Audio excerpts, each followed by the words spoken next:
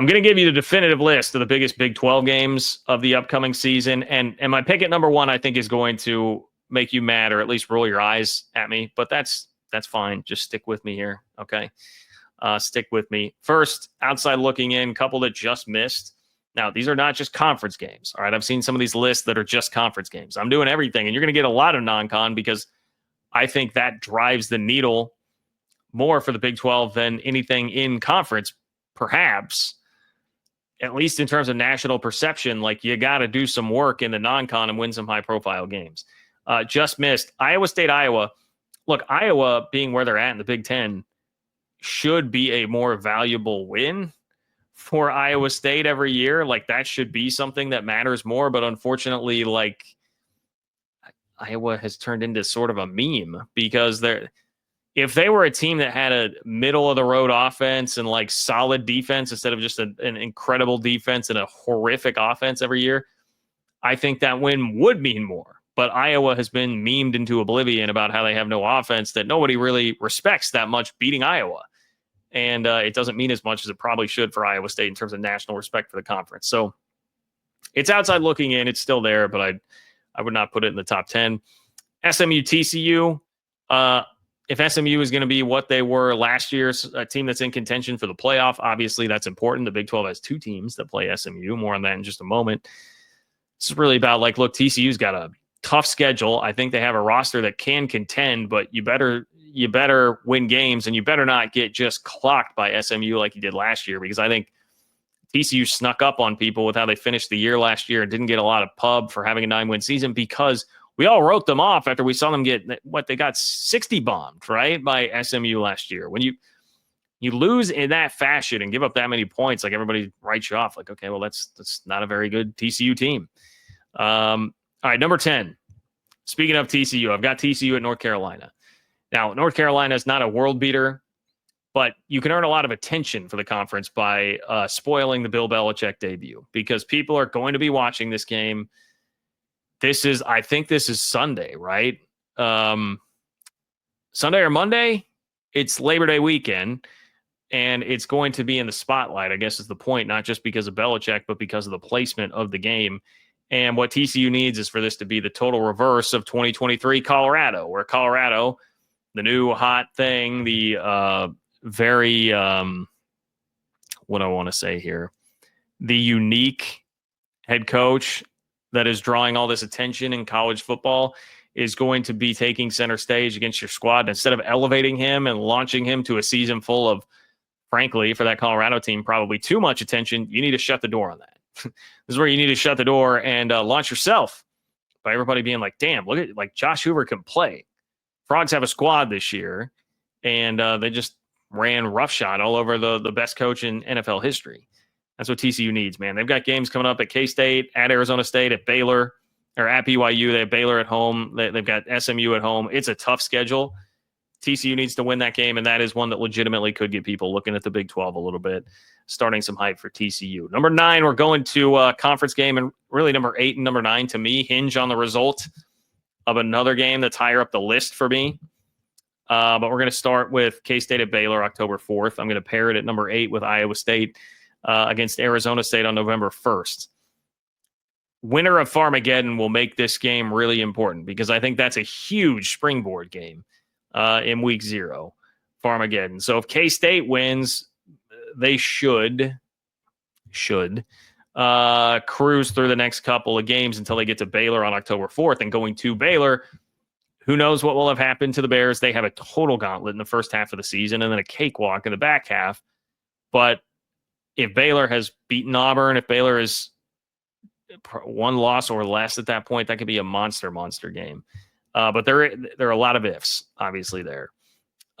Would be interesting to see how K-State handles that environment and what the environment would look like with Baylor by the time it got to that game. Now, if Iowa State wins Farmageddon, Iowa State, don't look down. I mean, one of the reasons I'm pretty high on them, I had them 3rd in my Big 12 preseason ballot.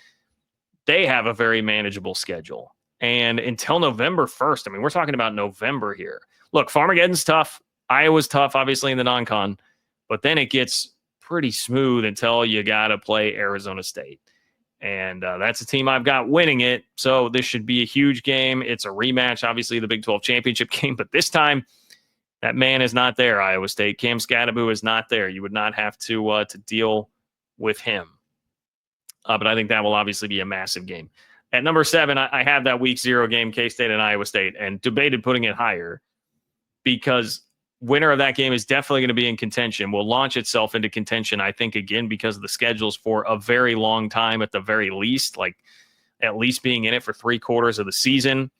And the loser is going to be feeling really behind before we've even hit September, which is crazy.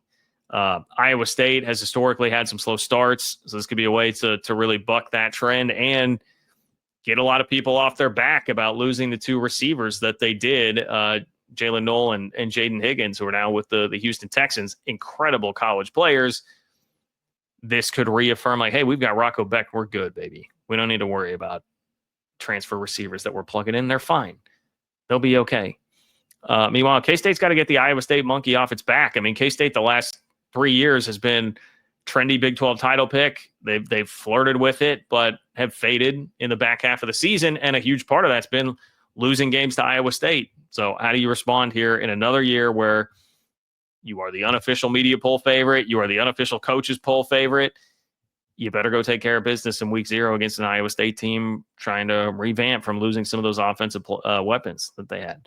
Number 6, Arizona State, Texas Tech, October 18th. Tech's only huge test before that game will have been at Utah, at least on paper, as it looks right now. So I think there's a good chance that they're going to be pretty highly ranked there. And this is basically your matchup of the best storylines at the outset of the league season. Texas Tech in the portal, nationally, they're going to draw a lot of attention. Like, this is probably the game that nationally has a shot. If both teams are still having good seasons right then, it has a shot to be the game that generates the most national attention because people will be looking at it. Well, I know that Arizona State damn near beat Texas in the playoff last year, and I know that Texas Tech had the number 1 portal class in the country and spent a ton of money there. I'm interested in this. I think you can draw in even more of the casuals-ish, at least like national college football fans. SEC and Big Ten fans could be interested in that game. October 18th for that one, by the way. On September 20th, Baylor and Arizona State. Now, I have this one ahead of Tech Arizona State because I'm very high on Baylor. I've got Baylor in my Big 12 championship game. In fact, this is my Big 12 title game, Baylor ASU. And this game comes in late September, September 20th. We're not even in October yet by the time we get this game. Baylor, if they have wins over SMU and Auburn under their belt by this point, this becomes even bigger. We'll see. It's obviously a very difficult task for the Bears at the beginning of the year, but if they have that, I mean, this could be a top 15 matchup between both of those two because ASU has a really manageable non-con schedule. Yeah, Mississippi State's on there. I'm not saying that will be a total pushover. Texas State, probably not a total pushover. I think the other one's like Northern Arizona. They're games that Arizona State should win, and that could set up a top 15 matchup there. Speaking of Baylor, I've got the Bears on here 2 more times. Baylor at SMU. I've got that at number 4 because it's a part of this narrative that the Bears can build for themselves in the conference over the first 6 games of the season. If you beat Auburn at home and then go beat SMU to start the year, man, you just took out a playoff team and then somebody in Auburn that a lot of people think is like a dark horse playoff contender in the SEC. And it's a big brand in the SEC, whether or not they have the team to back that up this year. That's huge potential there. Huge potential. So Baylor at SMU is at number 4. I've got Baylor Auburn at number 2. I'll just go ahead and tell you that there. Obviously, I think Auburn just means more because of the logo, even if SMU may well be a better team. I mean, they were certainly a world's better team last year. But I like this spot for Baylor against Auburn because Jackson Arnold, I do buy into the fact that he could be a lot better at Auburn and kind of got the short end of the stick with Oklahoma, particularly a bad offensive coordinator in Seth Luttrell, who wound up getting fired. Not great management from Brent Venables and taking him out early on in the season.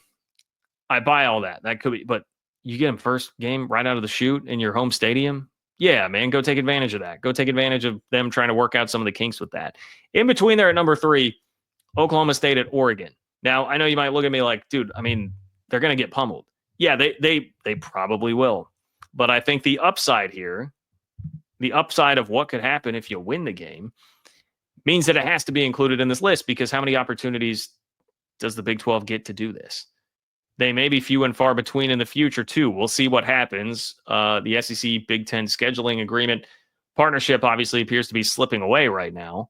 But you don't get many opportunities, and you may not have all that many opportunities in the future to go play some of the big top tier brands in the SEC and Big Ten. And this is one of them in Oregon. And think about what happens, man. If a team that went 0-9 in the Big 12 last year and everybody thinks doesn't have a quarterback, nobody really knows much about the roster or the team.